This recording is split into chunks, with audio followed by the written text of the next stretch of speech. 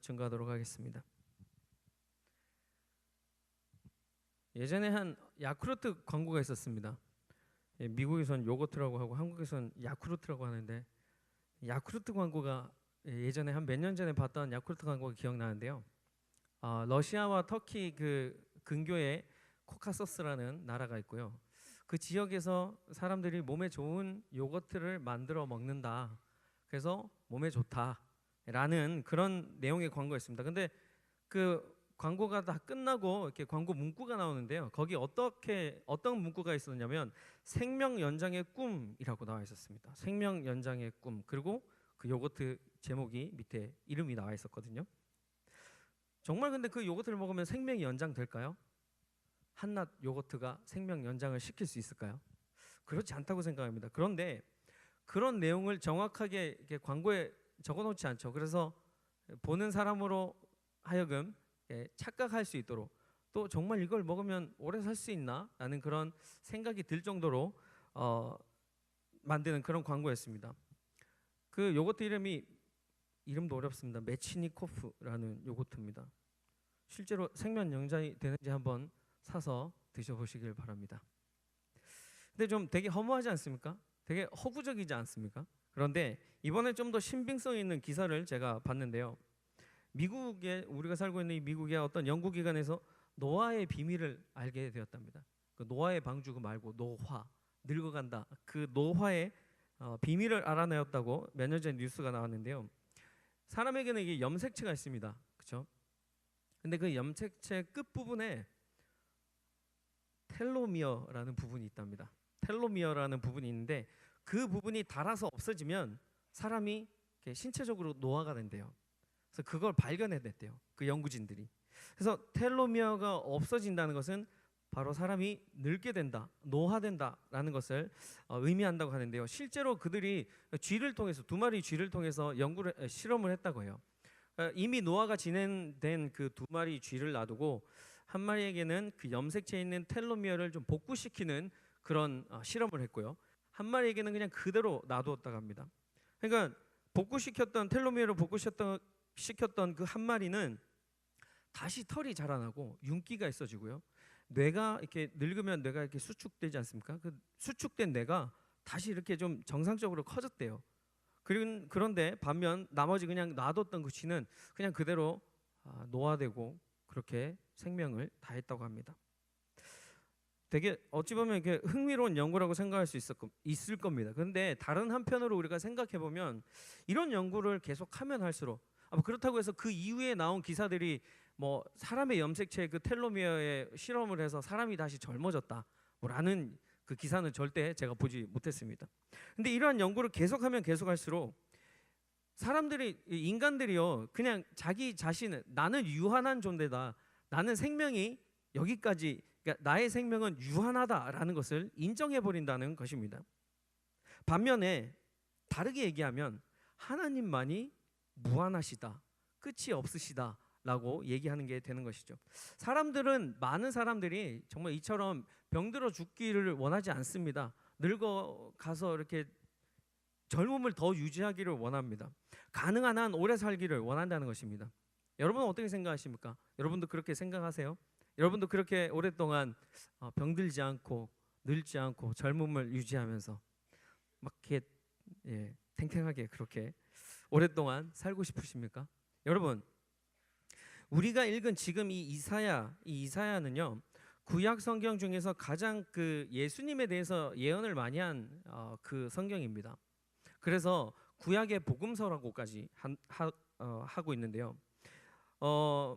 그런 이사야가 이상하게 오늘은 그 구약의 복음서라고 불리는 그 이사야 선지자가 오늘은 히스기야에게 나타나서 굿 뉴스를 전하지 않고 좀 좋지 않은 소식을 전하게 됩니다. 아모스의 아들 선지자 이사야가 나아가 그에게 이르되 여호와께서 이같이 말씀하시기를 너는 내 집에 유언하라, 내가 죽고 살지 못하리라 하셨나이다 하니.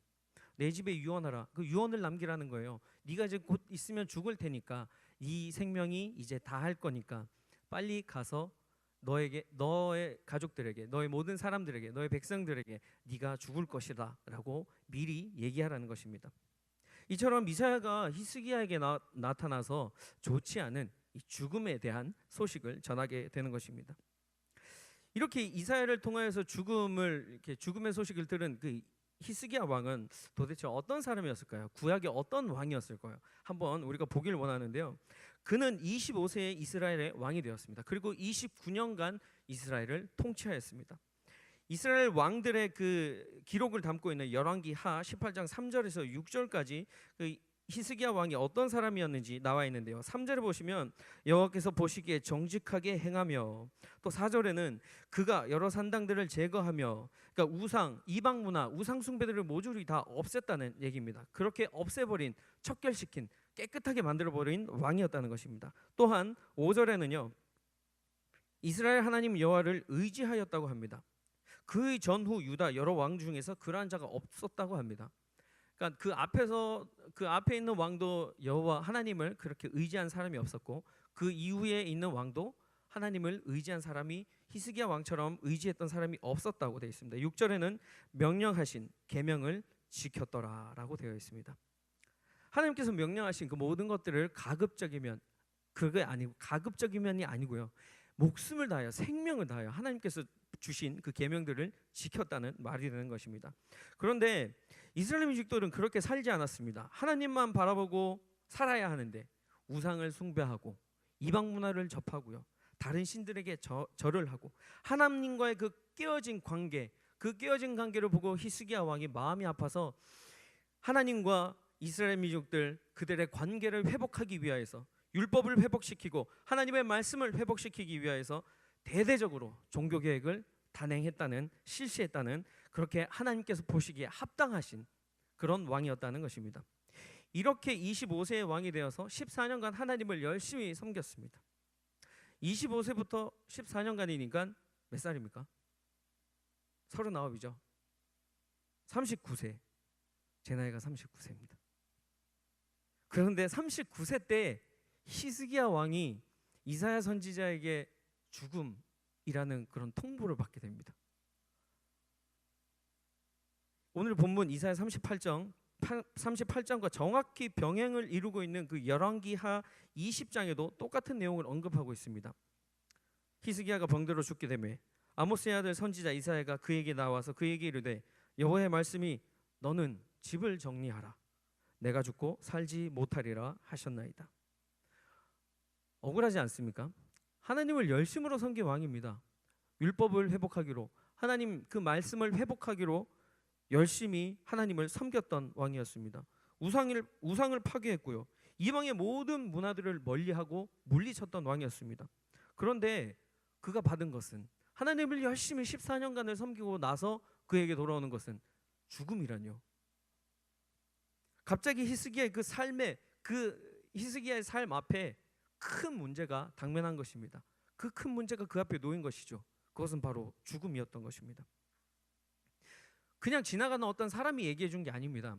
그냥 한낱 점술가, 마법을 부리는 그런 사람들이 아니었고요, 정말 권위 있는 사람, 하나님의 뜻대로 행했던 이사야 선지자, 그 이사야 선지자가, 권위 있는 그 선지자가 나와서 히스기야 왕에게 당신이 이제 곧 죽을 것이요, 그런 말을 들은 히스기야 왕은 어떤 생각이 들었을까요? 아니, 상을 받아도 부족할 판에 죽음이라니, 이게 과연 어떻게 된 것이죠? 그러나 히스기야는 참 놀라운 행동을 취합니다. 절대로 하나님을 원망하지 않습니다. 그는 오히려 하나님 앞으로 더 나아갑니다. 간절히 나아갑니다. 그 결과로 히스기야는 생명의 연장을 받게 됩니다. 그것도 15년간을 받게 되는 것입니다. 오늘 우리도 생명은 하나님만이 주관하신다는 것을 믿고 나아가야 하는 것입니다. 또한 히스기야처럼 어떤 문제에 직면하였을 때, 그 문제가 크던 작건, 그 문제에 직면하였을 때 그 문제를 우리가 어떻게 이겨낼 수 있는지에 대해서 알아보고 묵상하며 은혜 나누는 시간 되기를 간절히 소망합니다. 첫 번째로는요, 문제를 이길 수 있는 방법은 하나님께 기도하는 것입니다. 우리에게 문제가 닥쳤을 때 우리가 그 문제를 이겨낼 수 있는 방법은 하나님께 기도하는 것입니다. 기도는 하나님의 자녀가 누릴 수 있는 특권입니다. 오늘 말씀 2절에 히스기야가 얼굴을 벽으로 향하고 여호와께 기도하여, 이사야 선지자가 히스기야에게 와서 당신은 이제 죽게 될 것입니다, 모든 것을 정리해야 할 것입니다. 가족들에게 일러주십시오. 유언하십시오. 그럴 때 히스기야는 낙심하지 않았습니다. 하나님을 원망하지 않았습니다. 하나님, 도대체 어떻게 저한테 이러실 수가 있습니까? 라고 하나님께 따져 묻지 않았던 것입니다. 그는 오히려 자신이 죽게 된다는 사실, 자신 앞에 그렇게 죽음이라는 큰 문제가 닥치자마자 즉각적으로 하나님 앞에 나아가 기도했다고 나와 있습니다. 벽을 보고 기도한 것입니다. 여러분, 벽을 보고 기도한다는 것은 어떤 의미일까요? 무엇을 담고 있는 의미일까요? 흔히 잘못을 반성하거나 예전에 학교 선생님들에게 혼날 때 벽 보고 서 있어 이런 말 듣지 않았습니까? 벽을 본다는 말은요, 그 의미는, 여기에서 나와 있는 그 의미는 다른 곳으로 눈을 돌리지 아니하고 하나님만 바라보겠다라는 것입니다. 세상으로 기웃기웃 그곳에 뭔가 있을까, 그곳에 나의 생명을 연장해 줄 수 있는 방법이 있을까라고 눈을 돌리는 것이 아니라 하나님만 바라보겠다는 것입니다. 주변의 다른 것들은 신경 쓰지 않겠다는 것입니다. 비슷한 맥락으로 우리는 기도할 때 눈을 감습니다. 그 이유는 무엇입니까? 기도에 좀 더 집중하겠다는 것 아닙니까? 다른 곳으로 시선을 돌리지 아니하고 하나님께만 내가 집중하며 나아가겠습니다 라는 우리의 마음의 표현을 드리는 행위가 아니겠습니까? 자신이 죽을 것이라는 그 사실을 알게 된 후에도 하나님을 원망하거나 미워하지 않았던 이 히스기야 왕은요, 도리어 하나님께 더 나아가고 그뿐만 아니라 하나님만 바라보겠다는 의지, 내가 벽만 보고 기도하겠다, 하나님께 울부짖겠다라는 그 의지를 하나님 앞에 나타낸 것입니다. 생명이 하나님 손에 있다는 걸 알고 있었습니다. 생명의 모든 그 생명의 주관자가 하나님이라는 사실을 히스기야는 알고 있었던 것입니다. 문제를 가지고 하나님 앞으로 나아간 히스기야는 하나님께서 그 모습을 기뻐하시고 그에게 생명을 연장시켜 주십니다. 5절 말씀에 내가 내 수한에 15년을 더하고, 놀라운 기적이 일어났습니다. 하나님만이 생명의 주인 되시는 그 사건을, 그 증거를 우리가 이것을 통하여서, 이 말씀을 통해서 알게 될 수 있다는 것입니다. 여러분, 요거트 먹는다고 되지 않는 것입니다. 텔로미어 복구시킨다고 되는 건 아닙니다. 모든 생명의 주관은 하나님, 우리 주 하나님밖에 없다는 얘기인 것입니다. 그 전능하신 하나님 손을 움직이는 능력, 그것이 바로 기도라는 것입니다. 여러분, 우리는 그러므로 인하여서 데살로니가전서에서 나오는 쉬지 말고 기도하라 라는 말을 항상 우리 마음속에 담아놓고 행동으로 쉬지 말고 하나님께 나아가 기도해야 하는 것입니다. 쉬지 말고 기도한다는 것은 무엇입니까? 말 그대로 계속해서 지속적으로 기도의 응답이 될 때까지 계속 기도한다는 얘기인 것입니다. 우리의 기도가 하나님 앞에, 하나님께서 계시는 그곳으로 상달되기 위하여서 지속적으로 기도한다는 뜻인 것입니다. 성경에서 기도는 향으로 비유하였습니다. 계시록에 보면 각각 검은고와 향이 가득한 금 대접을 가졌으니 이 향은 성도의 기도들이라. 또 다른 천사가 와서 제단 곁에 서서 금 향로를 가지고 많은 향을 받았으니 이는 모든 성도의 기도와 합하여 보좌 앞 금 제단에 드리고자 함이라. 향연이 성도의 기도와 함께 천사의 손으로부터 하나님 앞으로 올라가는지라. 우리의 기도가 향이라는 것입니다. 그래서 천사들이 가지고 있는 그 손으로, 천사의 손으로부터 하나님 앞으로 올라가게 된다는 것입니다. 지속적으로 불을 붙여야지 향이 끊어지지가 않습니다. 불이 꺼지면 향이 올라가지 않는다는 것이죠. 이 말은 곧 우리가 쉬지 않고 지속적으로 하나님 앞에 기도해야 한다는 것을 말씀드리는 것입니다. 지난 금요 예배 때요, 금요 기도회 때 보통 때보다 굉장히 더 뜨거웠던 것 같습니다. 우리 YDC가 찬양을 해서 아마 좀 더 그런 것 같다는 생각이 듭니다. 아멘입니다. 그리고 그 금요 예배에 우리가 속히 300명의 그 기도의 용사가 속히 채워지기를 간절히 소망합니다. 또한 우리 청년부, 우리 YDC는 몇 명이었죠? 70명입니다. 우리 회장에게 빨리 그 기회를 줘야 되지 않겠습니까? 그 70명의 중보기도의 용사가 반드시 채워질 것이라 믿습니다. 우리의 기도에 불을 붙여야 하는 것입니다. 여러분, 평소에 잘 하지 못했던 그 기도를 그 자리에서 하면 좋을 것 같습니다. 이 교회에 나와서 히스기야가 하나님 앞으로 나아갔던 것처럼, 성전으로 올라가 하나님 앞에 기도했던 것처럼 우리도 이곳으로 나와서 하나님께 기도했으면 좋겠습니다. 하나님께 기도하는 자리로 나오시는 우리 청년부가 되기를 간절히 바랍니다. 예, 여러분, 사랑하는 청년 여러분, 문제가 있다면요, 그 문제를 가지고 다른 곳을 기웃기웃거리지 마시기 바랍니다. 세상 가운데는 그 문제를 해결할 수 있는 방법이 없습니다. 여러분, 하나님만이 그 문제를 해결하실 수 있는 것입니다. 그리고 간절하고 지속적인 기도를 하나님께 계속 올려드리시길 바랍니다.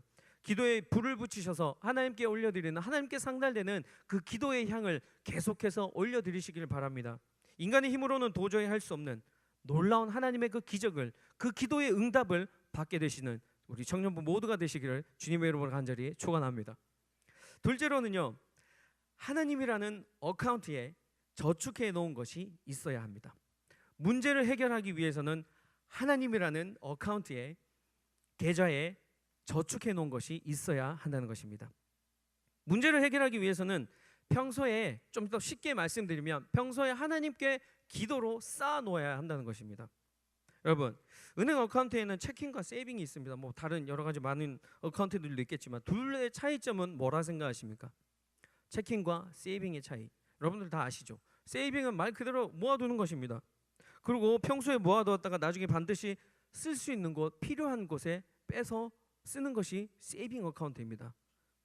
우리 YDC에도 보면 저축을 잘하는 사람들이 꽤 있더라고요. 이렇게 얘기를 하다 보면 제 몇 달 동안은 일을 안 해도 먹고 살 수 있는 만큼 모아놨습니다, 막 이런 분도 계시고요. 또 어떤 분은 제 학비는 제가 다, 막 대학원을 다니시는 분인데 제 학비는 제가 다 냅니다 라고 그렇게 돈을 열심히 저축하고 계시는 분들 또 계시더라고요. 참 보면서 참 이 형제 자매들 참 귀하다. 나는 예전에 그렇게 살지 못했는데, 막 학비까지 모으면서 그렇게 살지는 못했는데 말입니다. 그럼 여러분, 그분들에게 한번 질문 드릴게요. 누군지 아시죠? 본인은 알 거 아니에요. 저한테 얘기했으니까. 어떻습니까? 이렇게 돈을 모아놓으면 든든하지 않습니까? 쌓아놓으면 든든하시죠? 마음이 편하지 않습니까? 근데 반대로 얘기하면 없으면 어떻게 됩니까? 불안합니다. 그죠? 내가 다른 일을 하고 싶고 내가 공부를 하고 싶고 잠깐 쉬고 싶어도 못 쉽니다. 왜냐? 내 생활이 각박하기 때문에, 빨리 그 페이만 생활에 내가 빨리 돈을 내고 해야 되기 때문에, 막 수많은 날라오는 빌들을 빨리 정리해야 되지 않습니까? 이렇게 세이빙에 모아놓으면, 쌓아두면 언제나 필요할 때, 급할 때 꺼내서 쓸 수 있는 그런 유용함이 있습니다. 용이함이 있다는 것이죠. 여러분, 자동차 가스도 마찬가지 아닙니까? 요 근래 보니까 뭐 이렇게 샌프란시스코나 그랜드 캐년으로 이렇게 막 여행 다녀오신 분들이 좀 계시는데, 얼굴 좀 까맣게 타시고 막 이렇게 돌아오신 분들 계시는데요. 그런 곳으로 장거리 여행을 가게 되면 어떻게, 뭐 이렇게 다른 것들도 좀 중요하겠죠. 그런데 뭐가 중요합니까? 자동차에 가스를 가득 채워 넣는 것이 중요하죠. 가다가 중간에 가스 스테이션이 없어갖고 그게 뭐죠? 앵꼬나면 안 되지 않습니까? 하나님께 드리는 기도가 바로 이런 것입니다. 채우는 기도, 쌓아놓는 기도, 그런 것을 말하는 것입니다. 히스기야는 왕이었습니다. 여러분, 요즘에 있는 그 재력가들, 권력가들, 그런 사람들도 이렇게 누릴 수 있고 받을 수 있는 그런 혜택들이 굉장히 많습니다. 그런데 한 나라의 왕이었어요. 한 나라의 왕이었으니까 누릴 수 있는 것들이 얼마나 많겠습니까? 노력하지 않고도 얻을 수 있는 것들이 많았을 것입니다. 그런데 히스기야는 하나님께 기도하는 왕이었습니다. 굳이 기도하지 않아도 되는데도 불구하고 하나님 앞에 나아가 기도하는 왕이었다는 것입니다. 히스기야는 다른 세상들의 왕, 그 세상들의 왕들과는 다르게 하나님 앞에 기도의 제단을 쌓아 나아가는 그런 왕이었던 것이죠. 하나님 보시기에 신실한 왕이었던 것입니다. 단단히, 튼튼히, 그리고 하나님과의 그 관계를 온전히 쌓는 그런 왕이었던 것입니다. 하루는 히스기야 왕에게 또 다른 문제가 생겼어요. 아수르가 침략해 올 것이라는 그 편지를 받게 됩니다. 다른 사신으로부터. 그러나 히스기야는 염려하거나 걱정하지 않았습니다. 왜냐? 내가 기도로 쌓아놓은 것이 있으니까. 그리고 히스기야는 하나님께 나아가 이렇게 얘기하게 되는 것입니다. 이런 행동을 하나님 앞에 하게 되는 것입니다. 열왕기하 19장 14절에서 15절 말씀에 히스기야가 사자의 손에서 편지를 받아보고 여호와의 성전에 올라가서 히스기야가 그 편지를 여호와 앞에 놓고 그 앞에서 히스기야가 기도하여 이르되, 문제가 생기자마자 편지를 들고 여호와 앞으로, 하나님 앞으로, 성전으로 나아가는 것입니다. 기도의 제단을 쌓는 히스기야가 자신 앞에 자신을 가로막는 그 문제 앞에 당황해하지 않는 것입니다. 오히려 평소처럼 습관대로 하나님께 나아가 기도한다는 것입니다. 자신의 문제를 하나님 앞에 펴놓고 기도했습니다. 그 편지를 여호와 앞에 놓고 자신의 그 문제를 하나님 앞에 펴놓고 기도했다는 것입니다.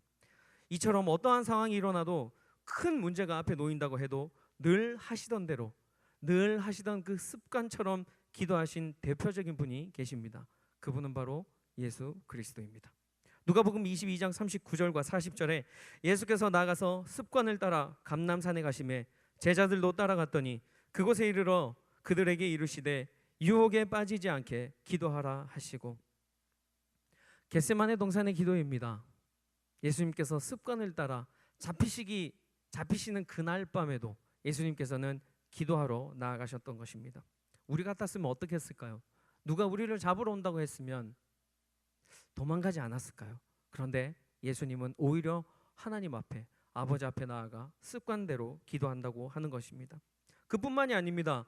예수님께서는 풍랑이 있는 그 배에서도, 그 많은 그 요동이 치는 그 배 안에서도 고무를 베고 누워서 주무실 만큼 피곤하셨음에도 불구하고 예수님께서는 새벽에도 일어나셔서 기도하러 가셨다라고 되어 있습니다. 또한 병 고쳐달라고 많은 사람들이 모였습니다. 그 병자들이 모였는데 예수님께서 그들을 오히려 물리치시고 멀리하시고 먼저 하나님께 나아가 기도하셨다는 것입니다. 그들을 고쳐주실 수도 있었습니다. 그래서 본인이, 예수님께서, 당신께서 영광을 받으실 수 있었을 것입니다. 그런데 예수님은 그 모든 것, 자기의 영광을 뒤로 하시고 하나님께 나아가 먼저 기도하셨다는 것입니다. 그 후에 돌아와 그 병자들을 치유하여 주셨다는 것입니다. 이처럼 예수님께서는 다른 것보다 기도에 우선순위를 두셨던 것입니다. 염려보다, 걱정보다 기도가 먼저인 것입니다. 어떠한 상황 가운데서도 기도해야 한다는 것입니다. 이것이 바로 하나님께 쌓아두는 기도, 바로 그 기도인 것입니다. 여러분, 너무 바빠서 기도할 시간이 없다고요? 종교개혁자 마틴 루터는 이런 얘기를 했습니다. 나는 오늘 하루 내가 감당해야 할 일들이 너무나 많아서 기도를 4시간 이상 하지 않고는 그 일들을 감당할 수 없다, 그 일들을 해낼 수가 없다라고 얘기했습니다. 그런가 하면 유명한 동인도 제도의 선교사님이신 윌리엄 카레이 선교사님은 선교사가 되기 전에 구두 수선을 하시는 일을 했습니다. 그런데 정작 구두를 수선하는 일보다, 구두를 고치는 일보다 기도하는 일에 더 시간을 많이 투자하셨다고 합니다. 그래서 손님들이 컴플레인을 되게 많이 했다고 합니다. 그러면서 이런 얘기를 했다고 해요. 당신은 기도하는 일에 너무 많은 시간을 낭비하고 있습니다. 만약 그 시간 중에 일부만이라도 구두를 수선하는 일에 시간을 투자한다면 당신은 곧 부자가 될 것입니다. 그 윌리엄 카레이 선교사님이 수선하는 능력이 되게 좋았었나 봅니다. 그러니까 기도하는 시간 좀 줄이고 그 시간에 오히려 당신이 구두 수선을 한다면 많은 돈을 모을 수 있다는, 당신이 유명해질 수 있다고 얘기했던 것입니다. 그런데 윌리엄 카레이 선교사님은 이렇게 대답했습니다. 기도하는 일이야말로 내 진정한 본업입니다. 구두 수선은, 그 일은 부업에 불과하다는 것입니다. 이렇게 기도를 매사에 우선시하시던 이 선교사님, 하나님께 기도를 쌓는 그 삶을 사신 선교사님, 후에 동인도 제도에서 하나님께 귀하게 크게 쓰임 받는 선교사님이 되었습니다. 히스기야도 하나님 앞에 기도로 제단을 쌓았습니다. 어떠한 상황이라 할지라도, 문제가 내 앞에 놓여 있다 할지라도 낙담하지 않고 하나님께 기도로 나아갔습니다. 그 결과 생명이 15년 연장되는 축복이 임했고, 아수르의 위협으로부터, 그들의 침략으로부터 하나님께 해방되는, 하나님께서 해방을 주시는 축복이 임했으며, 또한 다른 모든 이방 나라들이 더 이상 침범할 수 없는 그 보호, 하나님의 그 보호를 받는 축복이 임했던 것입니다. 여러분, 하나님께서 관리하시는 계좌로, 하나님께서 관리하시는 그 계좌에 기도로 저축하시기를 바랍니다. 기도로 쌓아 놓으시길 바랍니다. 여러분, 기도는 일입니다. 기도는 힘든 것입니다. 기도는 노동입니다. 기도를 하는 만큼 반드시 그만큼 쌓이게 되는 것입니다. 정확하게 쌓입니다. 단 한 치의 오차도 없이 쌓이게 된다는 것입니다. 은행 어카운트에 세이빙 해놓은 것이 없으면 돈을 찾을 수 없는 것과 같은 것입니다. 쌓인 것이 있으면 찾을 수 있는 것들이 있다는 얘기입니다. 만약 여러분께서 기도로 차곡차곡 쌓아 놓으신다면 하나님께서 보시기에 하나님께서 반드시 필요할 때 우리에게 주시기 원하실 때 어카운트를 열어서 우리에게 내어주신다는 것입니다. 우리에게 기도 응답의 은혜를 허락하신다는 것입니다.